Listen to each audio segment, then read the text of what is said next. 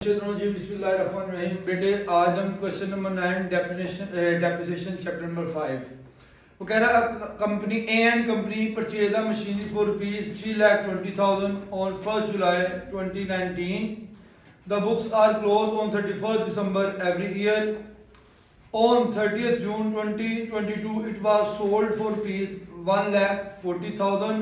अब उसने क्या कि मशीनरी उसने खरीदी थी 1 जुलाई 2019 को और वो हर साल बुक्स क्लोज कर रहा है 31 दिसंबर को। तो उसने कहा कि 30 जून 2022 को मशीनरी हमने बेच दी है 1,40,000 की और सेम डेट पे हमने एक नई मशीनरी खरीदी है 3,60,000 की। तो कहते हैं डेप्रिसिएशन चार्ज करें 15% and original cost method। Obviously we have discussed the two method in depreciation।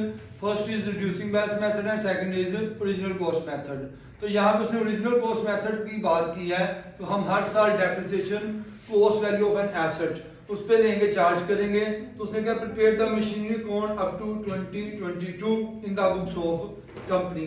तो ये मैंने आपके सामने मशीनरी अकाउंट बनाया हुआ है। तो हमने बात की थी जब भी हमारे पास एसेट आएगा हम उसको डेबिट करेंगे, ठीक है जी। और वो जाहिर बात है परचेज किया इन द फॉर्म ऑफ कैश, तो हम कैश अकाउंट के साथ उसको डेबिट करेंगे। तो जो डेट है वो मेंशन है 1st जुलाई 2019। कैश अकाउंट एसेट की वैल्यू है 3,20,000। अब बेटा हम जाहिर बात है 31 दिसंबर को क्लोज करेंगे। तो 31 दिसंबर 2019 को हम डेप्रिसिएशन अकाउंट लिखेंगे, क्योंकि मैंने पहले ही बताया है कि जब भी एसेट की वैल्यू कम होगी तो हम डेप्रिसिएशन अकाउंट से उसको क्रेडिट करेंगे। एसेट की जब भी वैल्यू बढ़ेगी डेबिट होगी in the form of purchase, in the form of depreciation और in the form of sale. Asset आपसे जा रहा है हम उसको क्रेडिट पे लिखेंगे। अब डेप्रिसिएशन अकाउंट हम डेप्रिसिएशन चार्ज करेंगे। कितनी अमाउंट है जी? 3,20,000 और ऑब्वियसली ये इसने 15% कहा है और मल्टीप्लाई बाय 6 डिवाइड बाय 12, क्योंकि हमने इसको 6 माह यूज किया है। तो इसकी जब हम डेप्रिसिएशन चार्ज करेंगे तो वो हमारे पास आ जाएगी 32 और 16 48 और ये आपके पास आ जाएगी 24,000 रुपए इसकी डेप्रिसिएशन आ जाएगी। ठीक है बेटा। अब ईयर क्लोज करेंगे।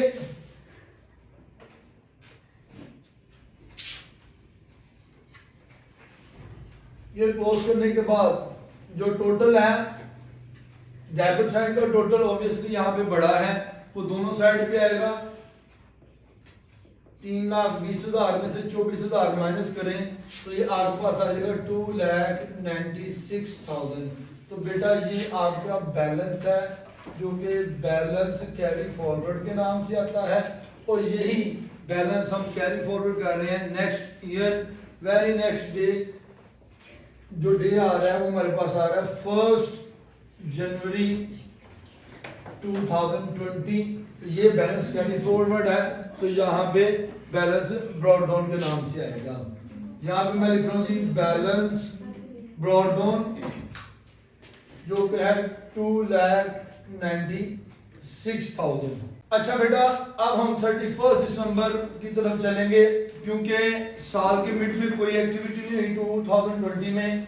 तो मैं यहाँ पे जाऊंगा 31 दिसंबर 2020। ऑब्वियसली डेप्रिसिएशन अकाउंट किस नाम से लिखा जाएगा? डेप्रिसिएशन चार्ज होगी डेप्रिसिएशन अकाउंट। और उसने ओरिजिनल कॉस्ट मेथड पे कहा हुआ है तो हम कैश की वैल्यू पे ही डेप्रिसिएशन चार्ज करेंगे। और यहाँ पे एसेट पूरे साल यूज किया है 3,20,000 का 15%, जो कि हमारे पास आ रहा है 3,20,000 का 15% हम चार्ज करेंगे 48,000। ये हमारे पास आ गया। अब ईयर क्लोज होगा तो जो साइड बढ़ी है उसका टोटल दोनों साइड पे लिखेंगे। As it is debit side बढ़ी है 2,96,000, 2,96,000 96,000, उसमें से हम माइनस कर देंगे 48,000, 2,96,000 माइनस 48,000, ये आपके पास आ जाएगा 2,48,000। ये आपके पास बेटा आ जाएगा बैलेंस कैरी फॉरवर्ड। और वेरी नेक्स्ट डे 1 जनवरी 2021 ये हमारे पास आ जाएगा बैलेंस ब्रॉड डाउन 2,48,000। अब बेटा जी यहाँ पे देखेंगे कि क्या आया साल के मिड में कोई एक्टिविटी हुई है, तो ऑब्वियसली साल के मिड में ये एक्टिविटी हुई है कि हमारा एसेट बिक गया है, नो सॉरी जी 30 जून 2022 को एसेट बिका है, तो ऑब्वियसली हम कोई एक्टिविटी नहीं हुई, हम यहाँ पे 31 दिसंबर पे ऊपर चले जाएंगे और डेप्रिसिएशन चार्ज कर लेंगे 2021 डेप्रिसिएशन अकाउंट। जहां पे आप डेप्रिसिएशन अकाउंट लिखेंगे और डेप्रिसिएशन चार्ज करेंगे 3,20,000 मल्टीप्लाई बाय 15%, तो ऑब्वियसली हमारी जो डेप्रिसिएशन ओरिजिनल कॉस्ट पे चार्ज होगी, क्योंकि ओरिजिनल कॉस्ट मेथड है, तो वो आपके पास 48,000 ही आएगा। तो ईयर क्लोज होगा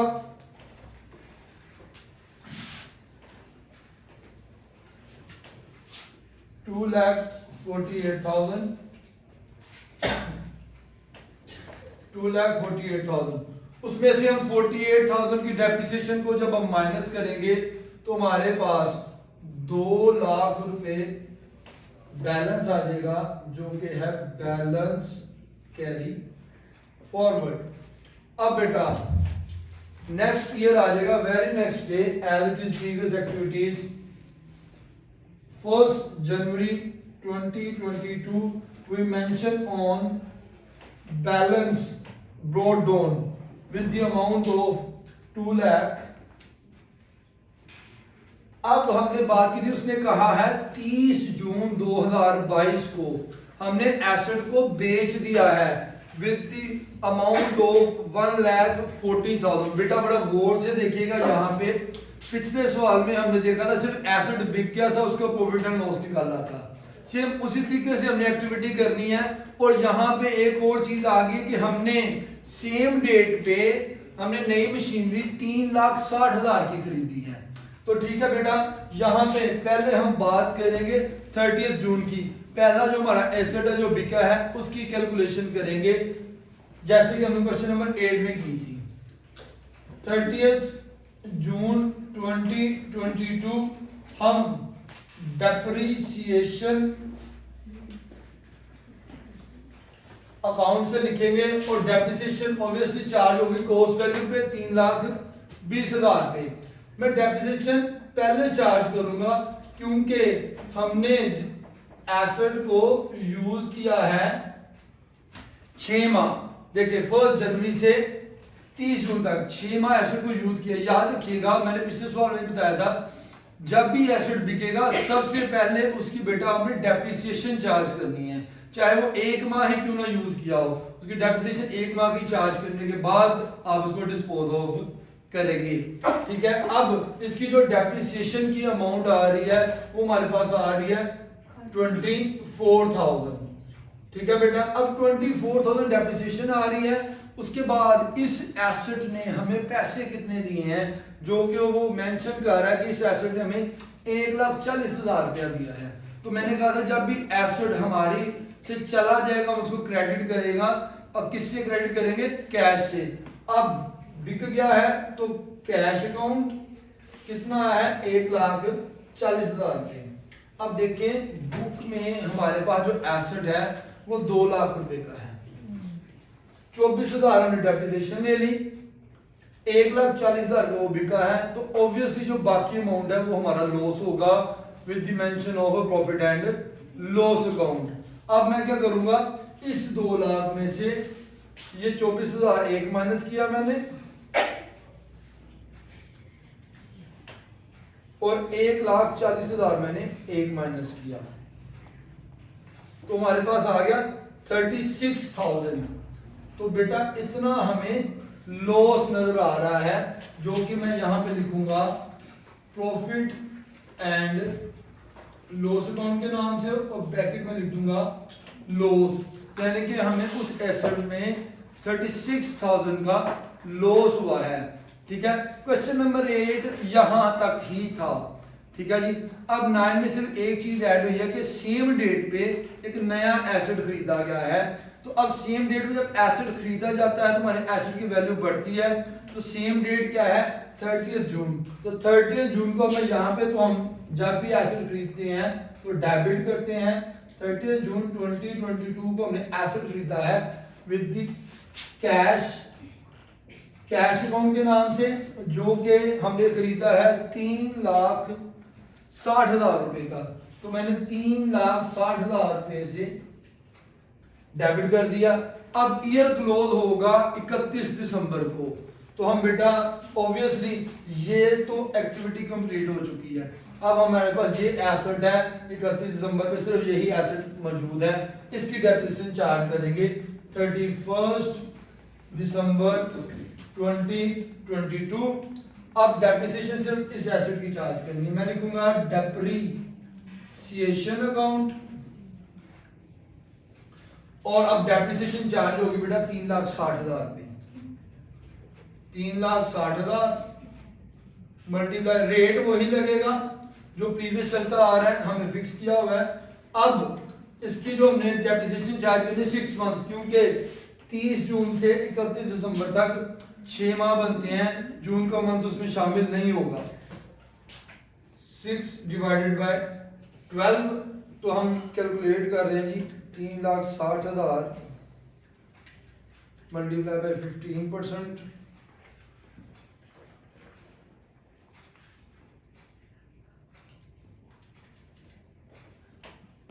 मल्टीप्लाई बाय 6 डिवाइडेड बाय 12, ये आपके पास आ जाएगा 27,000। अब बेटा ईयर हो गया क्लोज, डेप्रिसिएशन भी चार्ज हो गई है। अब हमें सिर्फ इसका बैलेंस निकालना है। बेटा आपने इन दोनों का टोटल करना है, ये साइड बड़ी आ रही है और ये सारे माइनस करके बैलेंस लिखना है। इनको प्लस करेंगे तो ये हमारे पास आ जाएगा 5,60,000, और यहाँ पे भी आ जाएगा 5,60,000, और उसमें से ये माइनस करेंगे तो ऑब्वियसली हमारे पास ये सारे माइनस करने हैं, तो हमारे पास जो बैलेंस आएगा वो हम यहाँ पे लिख लेंगे।